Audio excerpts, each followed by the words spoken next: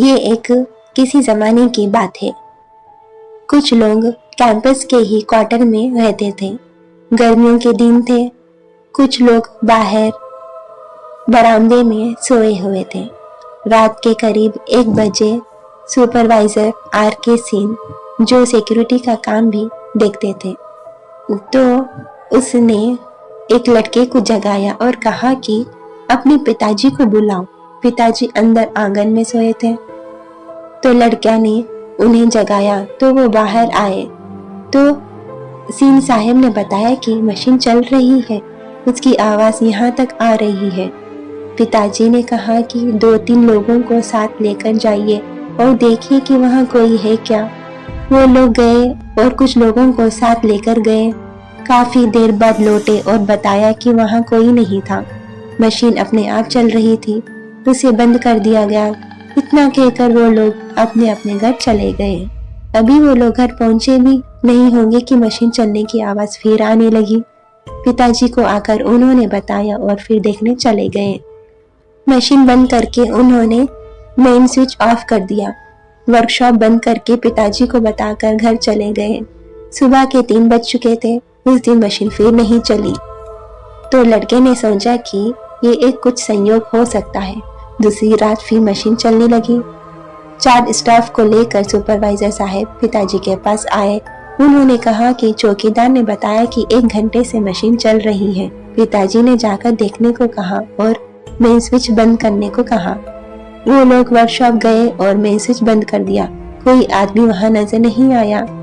पिताजी को जानकारी देकर वो सोने चले गए। उस वक्त रात के 2 बज चुके थे। आधे घंटे बाद फिर मशीनें चलने लगी। फिर वो लोग आए और पिताजी को बताकर वर्कशॉप की और चल दिए।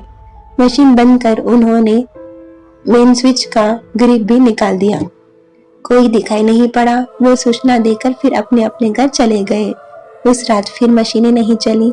दूसरे दिन सुबह सिंह साहब फोरमैन के साथ आए। उन्होंने कहा कि सर, कल सोमवार को प्रैक्टिकल का एग्जाम है। हो सकता है किसी स्टूडेंट का प्रैक्टिकल पूरा नहीं हुआ और वो रात में प्रैक्टिस करता हो। सुपरवाइजर साहब ने कहा कि यदि ऐसा है तो वो दिखाई क्यों नहीं देता, हमारे पहुंचते ही गायब कहाँ हो जाता है। चलिए दिन में देखा जाए। वर्कशॉप खोलकर देखा गया लेकिन कोई नजर नहीं आया। वर्कशॉप बंद करके वो चले गए। इतवार की रात फिर मशीनें चलने लगी। सारे लोग परेशान हो गए कि ये कैसे हो रहा है। सोमवार को परीक्षा शुरू होने के वक्त जब एग्जामिनर आए और जॉब देकर 8 घंटे में उसे पूरा करने को कहा, फिर अपनी जगह आकर बैठ गए। तभी उनकी नजर टेबल पर पड़ी।